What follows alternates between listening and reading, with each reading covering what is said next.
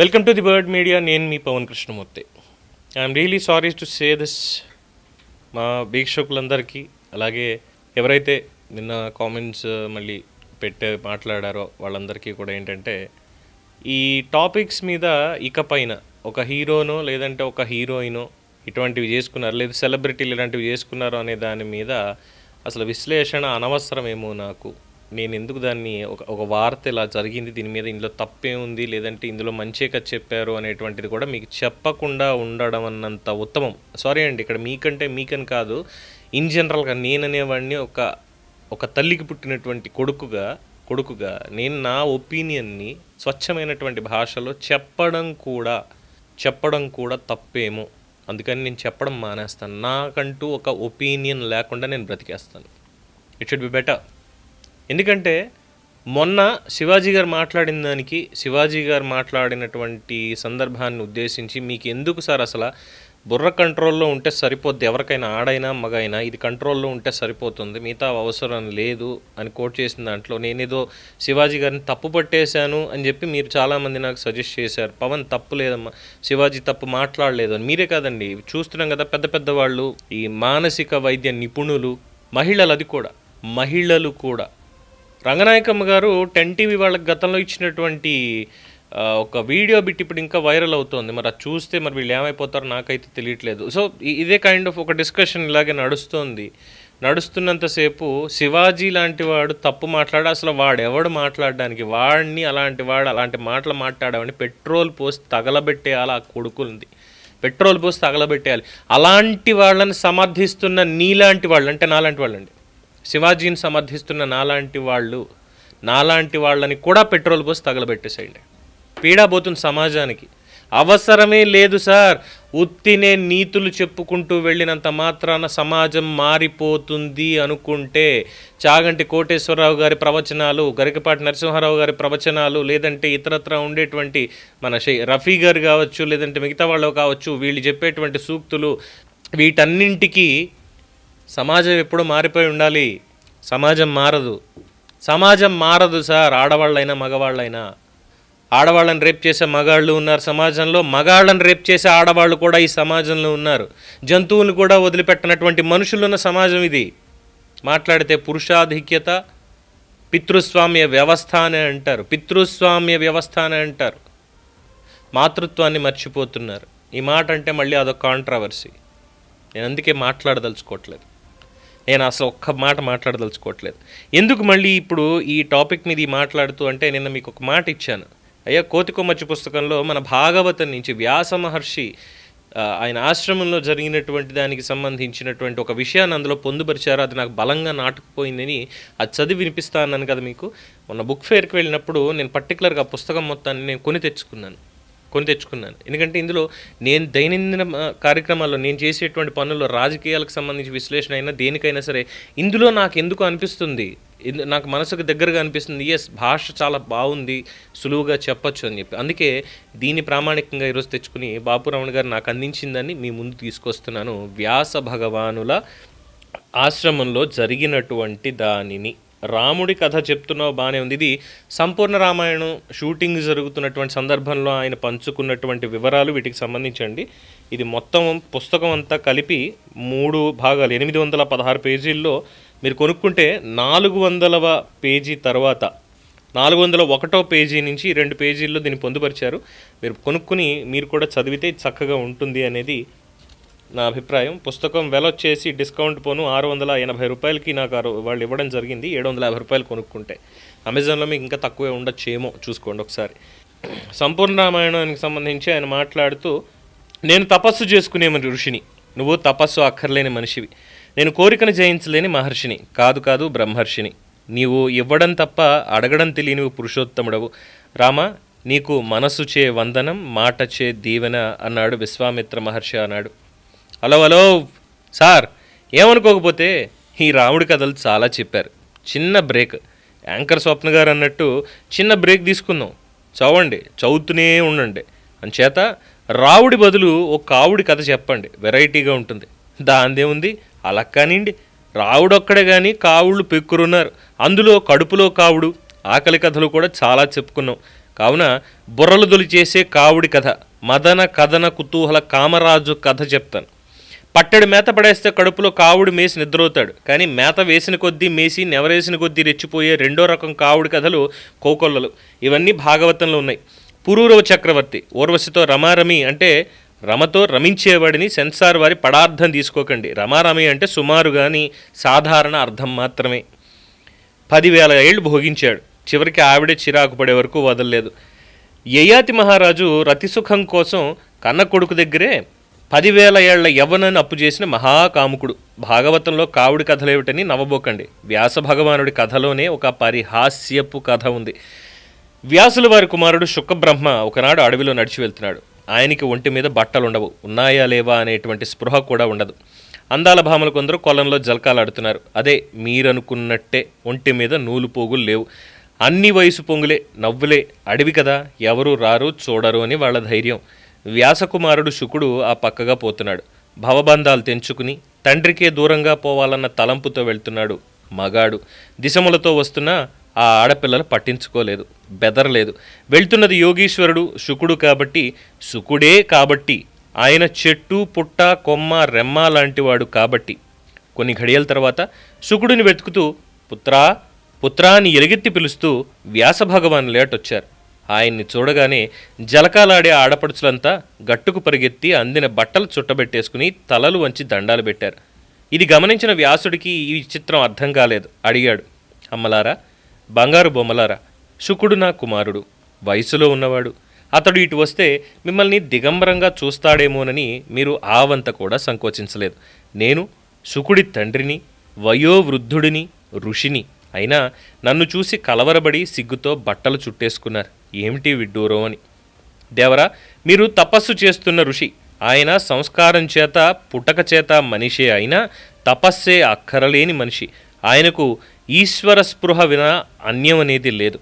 మరిచారా, మీరు అడవిలో అగ్గిరవ కోసం అరణి మధిస్తూ ఈశ్వర ధ్యానంలో ఉండగా ఉన్నప్పటికీ అటుగా వెళ్ళిన అప్సర ఘృతాచి మీ కళ్ళ ముందుగా మెదిలిన క్షణార్థంలోనే మీకు మనసు చలించింది. అరణిలోంచి హోమాగ్నికి మారుగా కామాగ్ని రగిలింది, భగ్గుమంది. శుకుడి జన్మకి సద్యోగర్భానికి అదే కారణం కదా అన్నారు. మట్టితో కట్టిన ఈ శరీర వాసనలు అంత సున్నితమైనవి కదా అంటూ వెళ్ళిపోయారు వాళ్ళు. ఇప్పుడు శాఖాచంక్రమణం చేద్దాం, అంటే ఇంకో కొమ్మకి దూకుదాం. ఒకనాడు వ్యాస భగవానుడు ఆశ్రమవాటికలో కొందరు శిష్యుల చేత అధ్యయనం చేయిస్తున్నాడు. అంతలో ఒక యువ ఋషి విసురుగా వచ్చాడు. భగవాన్ వందనం, ఆయుష్మాన్ భవ అంటూ దర్భాసనం చూపించాడు వ్యాసుడు. నేను కూర్చోవడానికి రాలేదు. కొంతకాలంగా నన్ను వేధిస్తున్న ఒక శ్లోకార్థం గురించి తమకు చెప్పిపోదామని వచ్చాను. నా పేరు బ్రహ్మచారి, నా జీవన విధానం కూడా అదే. తాము గ్రంథస్థం చేసిన మహాభాగవతంలో 9వ స్కంధంలోని ఒక శ్లోకంలో దోషభూయిష్టంగా అనృత వాక్యంగా నాకు తోస్తున్నది. ఎన్నాళ్ళో యోచించి నేడు తెగించి అది నిష్ఠురమైన తమకు చెప్పడానికే వచ్చానన్నాడా యువ ఋషి. వ్యాసుడు తల పంకించాడు. తల్లి, సోదరి, కుమార్తె వీరితో ఏకాంతమున కూర్చుండరాదు, శయనించరాదు. ఇంద్రియ గ్రామము అతి బలవంతమైన శక్తి. ఎంతటి జ్ఞానికైనా ఇది క్షేమం కాదు, మనసు విచలితం చేస్తుంది అని మీరు చెప్పారు మహర్షి.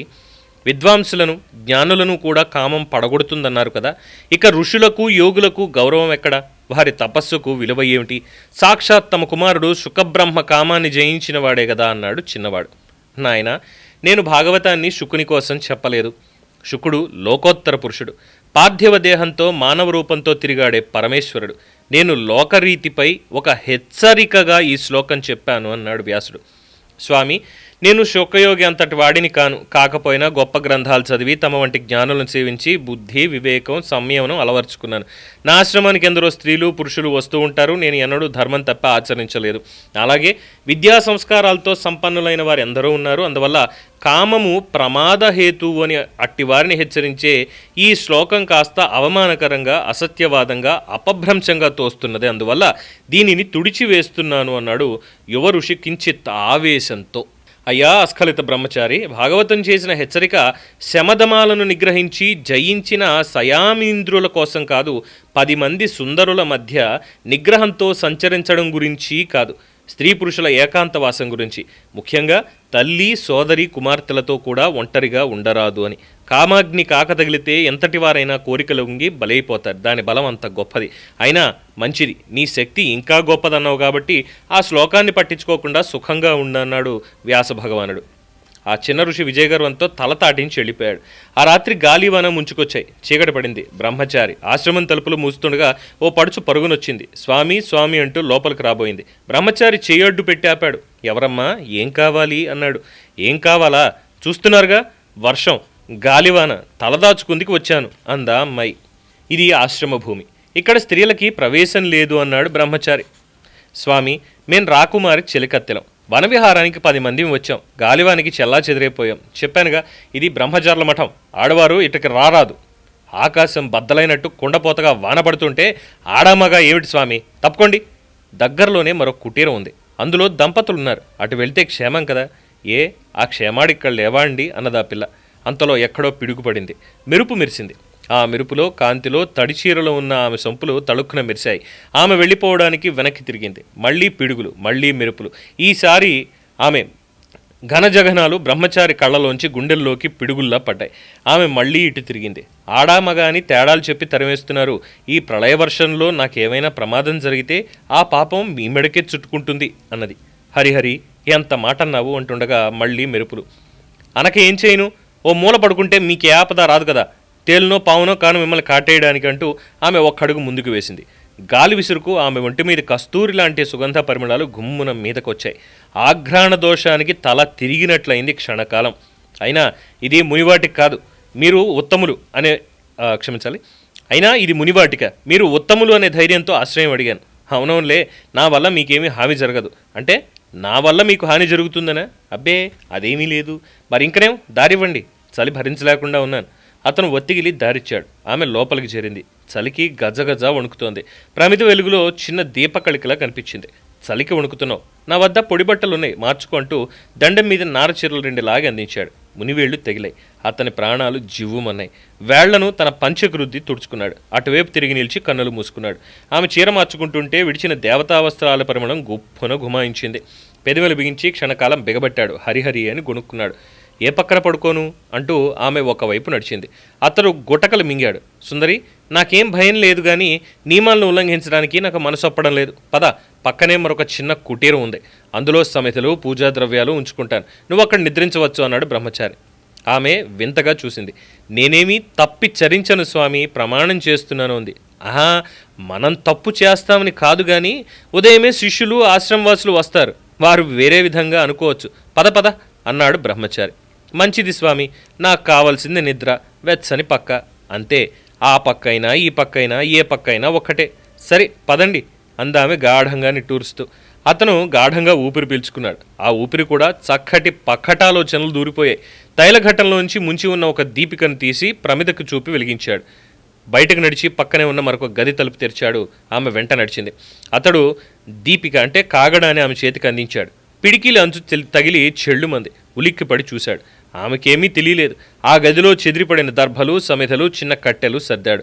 పక్కనే చుట్టి ఉన్న దర్భజేయి తెచ్చిపరిచాడు. ఒక్క క్షణం అంటూ పక్క గదికి పరిగెత్తుకు వెళ్ళి ఆమె విడిచిన తడిబట్టలు తెచ్చాడు. వాటిని మునివేళ్లతో పట్టి విడదీసి కట్టెల మూపపై ఆరేశాడు. తడిబట్టలు కదా, చూరులోంచి వచ్చే గాలికి ఆరిపోతాయంటూ వాటిని మునివేళ్లతో తడుముతూ దేవతా వస్త్రాలంటే ఇవే గాబోలు అని గొణుక్కున్నాడు. ఆ సుందరి నిశ్చలంగా చూస్తోంది. కాగడ అందుకుని బయటికి నడుస్తూ, ఈ దివ్య ఇక్కడా ఉంచనా, చీకటి కదా అన్నాడు.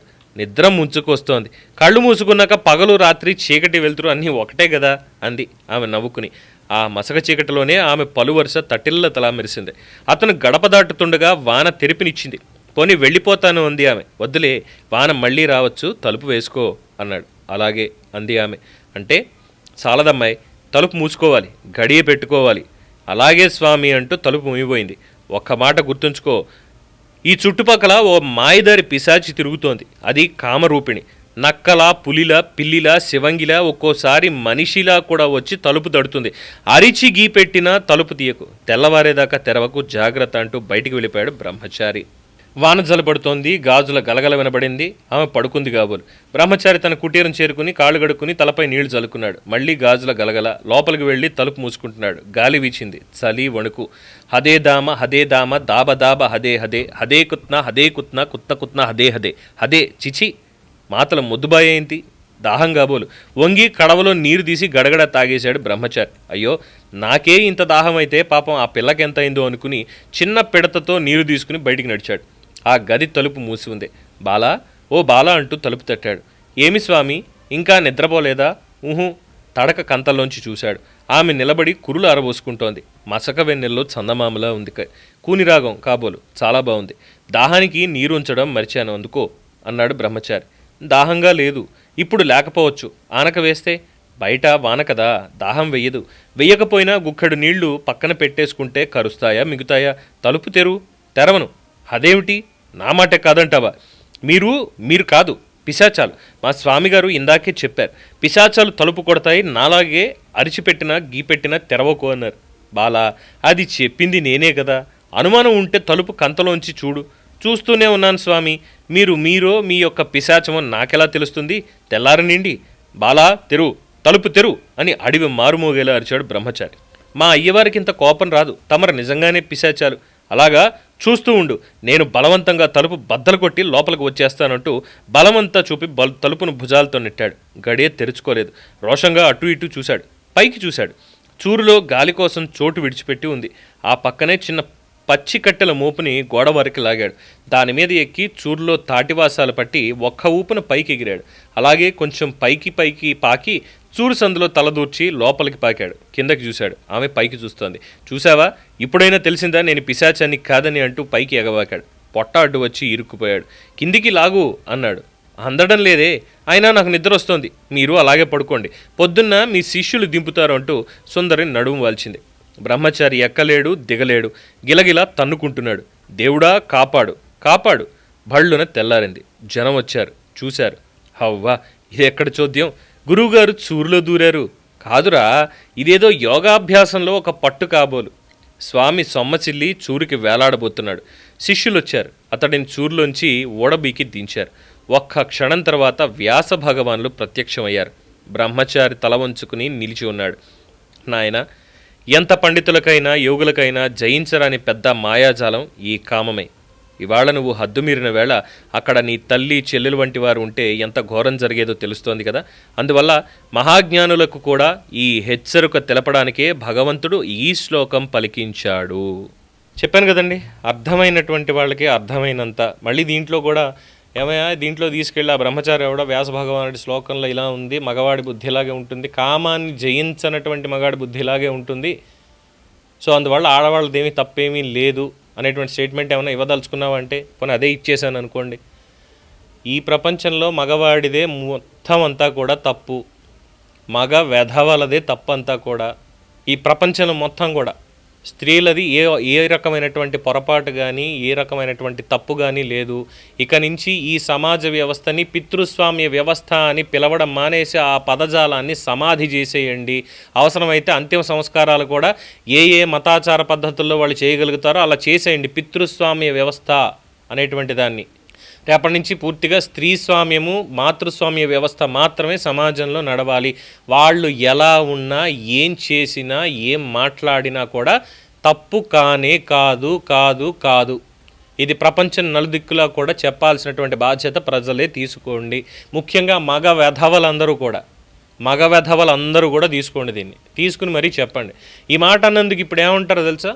అదిగో పవన్ కృష్ణమూర్తి చాలా వ్యంగ్యంగా ఆడవాళ్ళని విమర్శిస్తున్నాడు చూసావా అంటారు. అటు చెప్పినా తప్పే, ఇటు మాట్లాడినా తప్పే.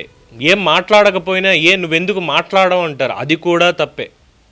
ఏం చెప్పాలి ఇంకా? అంత తప్పైనప్పుడు ఎందుకని దాని మీద వార్తలు చూస్తూనే ఉన్నాం. అనేక సంఘటనలు మీ ముందుకు నేను చాలా మీ దృష్టికి మన ప్లాట్ఫామ్ ఈ మాధ్యమం ద్వారా నేను తీసుకురావట్లేదు. ఇటీవల కాలంలో ఎందుకులే వచ్చిన గోల, ప్రశాంతంగా వచ్చామా, రాష్ట్ర అభివృద్ధి సంక్షేమం వీటికి సంబంధించి అలాగే అప్పుడప్పుడు కొన్ని మంచి మాటలు చెప్పుకుంటూ ముందుకు వెళ్తే సరిపోతుంది కదా.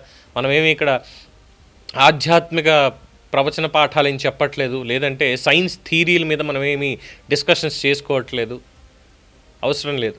పోనీ అదే కావాలి అదే పెట్టుకుందాం అంటే చెప్పుకోవచ్చు. అంటే ఇక్కడ ఎవరిని తప్పుపట్టడం అని కూడా కాదండి. ఇక్కడ శివాజీ గారికి అంటే ప్రాక్టికల్గా చెప్తున్నా, శివాజీ గారికి మద్దతు ఇచ్చేటువంటి దాంట్లో మగాళ్ళు లేరు తెలుసా. మగాళ్ళు లేరు శివాజీ గారికి మద్దతు ఇచ్చేది, ఆడవాళ్ళు ఉన్నారు. బట్ శివాజీ గారిని మళ్ళీ విమర్శించేది అదే ఆడవాళ్ళు. ఏమనాలి నాకు అర్థం కావట్లేదు, ఏం చెప్పాలో కూడా అర్థం కావట్లేదు.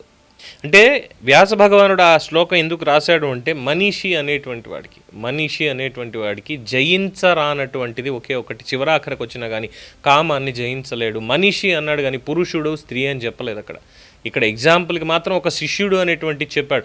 అఫ్కోర్స్ భగవంతుడు చెప్పాడు అక్కడ ఆక్రమణలో అని. విదేశీ సంస్కృతులు, అక్కడ జరుగుతున్నటువంటి వివాదాలు, వీటన్నిటిని మనం చూస్తున్నప్పుడు కొన్నింటికి అఫ్కోర్స్ ఇక్కడ కూడా దరిద్రగొట్టు తగలడుతున్నాయి, కొన్నింటిని చూస్తూనే ఉన్నాం కదా. అందుకే అప్పుడే చెప్పాడు ఆయన, కామాన్ని జయించడం అంటే నేను మొన్న చెప్పినటువంటి మాటకి ఈ క్షణం కాదు ఎప్పటికీ కట్టుబడి ఉంటా. ఫస్ట్ ఇక్కడ సెట్ చేసుకోగలిగితే, దీన్ని జయించగలిగితే, దీన్ని కంట్రోల్లో పెట్టుకోగలిగితే ఆడ మగ ఇంకోట కానే కాదండి, ఎవరైనా సరే సెట్ అవుతారు ఆటోమేటిక్గా. ఇది కంట్రోల్లో పెట్టుకోవడం కావాలి మనకి. స్వీయ నియంత్రణ అనేది మనం నేర్చుకుని మనం ఓవర్కమ్ అవ్వాలి. నాకు చాలా బాధ అనిపించింది. అంటే సొంత వాళ్ళు కూడా ఇందాక డిస్కషన్ వచ్చినప్పుడు సొంత వాళ్ళు కూడా సింపుల్గా సరే వాళ్ళ అభిప్రాయాన్ని నేను గౌరవిస్తా, శివాజీని పెట్రోల్ పోసి తగలేసేయండి, ఆ మాటలు మాట్లాడతాడా ఎవడు అసలు వాడు మాట్లాడడానికి, తగలేసేయండి శివాజీని ఎవరైతే మగాళ్ళు ఎవరైతే శివాజీని సపోర్ట్ చేస్తూ మాట్లాడారో, ఫర్ ఎగ్జాంపుల్ నిన్న నేను మాట్లాడినటువంటి విధంగా నాలాంటి వాడిని కూడా పెట్రోల్ పోసి తగలబెట్టేసేయాలి. ఎందుకంటే మా అమ్మ నాకు నేర్పినటువంటి సంస్కారం ఇది కాదు కదా. మా అమ్మ సంస్కారం నేర్పలేదు, శివాజీకి వాళ్ళ అమ్మ సంస్కారం నేర్పలేదు. అందుకనే ఆయన బయటకు వచ్చి మాట్లాడాడు. ఇంకా కొంతమంది దీని మీద ఇంకా డిస్కషన్ చేస్తున్నారు. ఏంటంటే ఇది పితృస్వామ్య వ్యవస్థ, ఇలా జరిగిపోయింది, అది రేపిస్ట్ అపాలజెటిక్ నేచర్ అన్నట్టుగా చిన్మయ్య గారు ఇంకోటి ఏదో కొత్త పదాన్ని తీసుకొచ్చి మాట్లాడారు. బేసిక్గా నాకు అర్థం కాలేదు, నాకు అంత ఇంగ్లీష్ రాలేదు కాబట్టి, నాకు రాదు కాబట్టి, నాకు విదేశీ లిటరేచర్ మీద నాకు అంత అవగాహన లేదు కాబట్టి నాకు అవసరం లేదు. ఇక అనసూయ గారు వచ్చి ఆవిడేదో మాట్లాడేశారు. ఆవిడ మాట్లాడుతూ సోషల్ మీడియాలో ఒక పోస్ట్ పెట్టారండి. అందులో ముఖ్యంగా ఒక మాట అన్నారు, నేను ఆ ఒక్కదాని గురించే మాట్లాడతాను, వేరేదేది నేను మాట్లాడను. సోషల్ మీడియాలో ఏ చాట్ జీపీటీనో యూజ్ చేసుకొని ఆవిడ ఇదేమైనా పెట్టారేమో అని తెలియజేస్తున్నాను. I need to say this అంటూ మొదలుపెట్టి జస్ట్ 5 గంటల క్రితమే కొంతమంది మహిళలు కూడా నా వయసును ఉపయోగించి నన్ను తక్కువగా చూపించడానికి, నన్ను చిన్నగా భావించడానికి ప్రయత్నిస్తున్నారు. ఆ విధమైన ఆలోచన కలిగిన వారు ఎక్కువగా ప్రగతిశీల మహిళలను లక్ష్యంగా చేసుకుంటారు. ఈ ప్రగతిశీల మహిళలు అంటే ఎవరు? Any definition is there? అదొకటి తెలుసుకోవాలనుంది. అండ్ సెకండ్, ఇది అందరి పురుషుల గురించి కానీ ఇక్కడ ఈ పాయింట్ ఇందాకనే అందుకే అన్నాను కదా, రేపటి నుంచి పితృస్వామ్య వ్యవస్థ అనేటువంటి పదాన్ని దయచేసి సమాధి చేసేసేయండి, అంత్యేష్టి సంస్కారాలన్నీ నిర్వహించేసేయండి. దానికి మహిళలపై నియంత్రణ కోల్పోతామన్న భయం వల్ల, అలాగే బలహీనమైన పితృస్వామ్య అహంకారాన్ని పోషించుకోవాలనే ఉద్దేశంతో జరుగుతుంది. ఇది ఆడవాళ్ళు సైతం అనసూయ గారిని విమర్శిస్తూ ఉంటే దీని మీద అది పితృస్వామ్య వ్యవస్థని బలపరిచే విధంగా ఆడవాళ్ళు చేస్తున్నారట. మరి ఆ కాంట్రడిక్షన్ అంటే నాకు తెలియదు. అండ్ దయచేసి విస్తృతంగా ఆలోచించండి. పాత తరాలు నేర్చుకున్నవి లేదా అలవాటు పడ్డ ఆలోచనలు మనం తప్పనిసరిగా ముందుకు తీసుకువెళ్లాల్సిన అవసరం లేదు. ఈ ఒక్క పర్టికులర్ పాయింట్ మీద నేను గంట సేపు మాట్లాడగలుగుతా, ఈ ఒక్క పర్టికులర్ మాట మీద. ఇక్కడ ఏంటన్నారు, పాత తరాలు నేర్చుకున్నవి లేదా అలవాటు పడ్డ ఆలోచనలు మనం తప్పనిసరిగా ముందుకు తీసుకువెళ్లాల్సిన అవసరం లేదు. అంటే పాత తరాలు నేర్చుకున్నవి, అలవాటు పడ్డవి. పాత తరాలు ఏం నేర్చుకున్నాయి? ముందు మనం కోతి నుంచి పుట్టామన్నటువంటి డార్విన్ సిద్ధాంతం, బట్టలు లేవు, అబ్బెబ్బే లేదు, ఇలా ఉండకూడదు మనం అని చెప్పి కప్పుకోవడానికి ఆకులు అలవలు మొదలుపెట్టి జంతువుల చర్మాలతో వచ్చి, లేదు జంతుహింస చేయకూడదన్న తర్వాత ఆదిమ మానవుడు ఈ రెల్లుగడ్డిని వీటిని ఉపయోగించి బట్టలు ఇవన్నీ మెల్లగా నేర్చుకోవడం దగ్గర దాకా ఇలా చేసుకుంటూ వచ్చి, ఆ తర్వాత పత్తి నుంచి పట్టు నుంచి ఎలాగ వస్త్రాలు తయారు చేసుకోవాలనే దాకా మెల్లగా వచ్చి ఇది వేసుకుంటే నాకు వెచ్చగా ఉంది, ఇది వేసుకుంటే ఎండాకాలంలో చల్లగా ఉంది అనే స్థాయిలో బట్టల్ని క్రియేట్ చేసుకునే దాకా వచ్చాం మనం. ఇవన్నీ పాత తరం వాళ్ళు అలవాటు పడ్డవి, వాళ్ళు నేర్చుకున్నటువంటివి. కాబట్టి ఈ రోజు నుంచి ప్రపంచం మొత్తం అంతా కూడా బట్టలు ఓడ తీసుకుని తిరుగుతాం. పాత తరాలు చేశారు కాబట్టి, అలవాటు చేసుకున్నారు కాబట్టి మనకు అవసరం లేదు, మనుషులకు అవసరం లేదు. ఇది ఇక్కడ పితృస్వామ్యం మాతృస్వామ్యం అనేది లేదు. తీసేయండి. బట్టలు తీసుకుని తిరుగుతాం రోడ్డు మీద ఎవరైనా సరే. పాత తరాలు వాడినవి, వాళ్ళ అలవాటు చేసుకున్నవి, అట్ ద సేమ్ టైం నేర్చుకున్నవి పాత తరాలు. విస్తృతంగా ఆలోచించండి. అంటే విస్తృతంగా ఆలోచించడం అంటే ఇప్పుడు ఎలా ఆలోచించాలి నేను? విస్తృతంగా ఆలోచించాలి నేను. అంటే ఇంగ్లీష్లో చెప్పాలంటే థింక్ బ్రాడ్ అంటాం కదా. Think broad level, think in broad level, broad thinking ఈ టైప్లో చెప్పుకుంటారు కదా, మరి పాష్గా చెప్పుకుంటాం. సో ఇప్పుడు విస్తృతంగా నేను ఏం ఆలోచించాలి? ఫస్ట్ ఆఫ్ ఆల్ నా ఇంద్రియాలు నా కంట్రోల్లో ఉండాలి. నాకు ఎటువంటి చలనం ఉండకూడదంటే నేను ఉప్పు కారాలు తినడం మానేయాలి. భవబంధాలు అనేవి నాకు ఉండకూడదు. నిత్యం నేను సమాధి స్థితిలో దూరంగా వెళ్ళిపోయి ఉండాలి. ఎక్కడొక్కడ సమాధి స్థితిలో ఉండాలి. నాలో ఉన్నటువంటి ఈ మొత్తం చక్రాలన్నింటినీ కూడా, షట్చక్రాలన్నింటినీ కూడా నా ఆధీనంలోకి తెచ్చుకొని సుఖమహర్షిలాగా నేను కూడా అయిపోవాలి. నేనంటే ఇక్కడ మన అందరి గురించి చెప్తున్నానండి, మగ ఆడ తేడా లేదు. ప్రతి ఒక్కళ్ళ గురించి చెప్తున్నాను ఈ మాట నేను. అంతకుమించి ఏమైనా మాట్లాడాలా? కొంతమంది మీడియా బాధ్యతాయుతంగా వ్యవహరించాలి, మీ పని బాధ్యతతో చేయాలి. ఈ విధంగా మహిమాపరచడం అంటే గ్లోరిఫికేషన్ సమంజసం కాదు, అభినందనీయం కాదు. మీ ఒపీనియన్ మీరు చెప్పినప్పుడు మా ఒపీనియన్ మేము చెప్తాం అన్నప్పుడు ఎవడికి అడ్డొచ్చింది, దేనికి అడ్డొచ్చింది? అది కూడా తప్పంటారు. అప్పటి నుంచి మగవెధవాళ్ళు ఎవరు మాట్లాడకంటారా దయచేసి. సమాజంలో ఎంతటి పెద్ద స్థాయిలో ఉన్నటువంటి మగ వెధవ నుంచి అధమ స్థాయిలో ఉన్నటువంటి మగ వెధవ వరకు దయచేసి ఎవరు మాట్లాడకంటారా. మీకు ఆడవాళ్ళు చాలామంది సమాజం నుంచి వచ్చి మద్దతు ఇచ్చినప్పటికీ కూడా దయచేసి మీరు మాట్లాడకంటారా. మీరు ఎవరికి కూడా ఒపీనియన్స్ చెప్పి చావకంటారా, బాగుంటుందేమో. సొంత మనుషులతో కూడా శివాజీ ఫలానా విషయంలో ఈ 2 మాటలు ఇలా అన్నాడంటే దీని గురించి కూడా ఒకసారి మాట్లాడకూడదు. లెంగ్త్ ఎక్కువ, దయచేసి క్షమించండి. ఎందుకంటే దీనికి ఇక్కడతో ఫుల్ స్టాప్. చెప్పాను కదా, ఇక పైన ఇటువంటివి మీరు ఏం మాట్లాడుకుని చచ్చినా ఏం చేసినా నేను ఈ విషయాల మీద నేను స్పందించను, అది క్లియర్.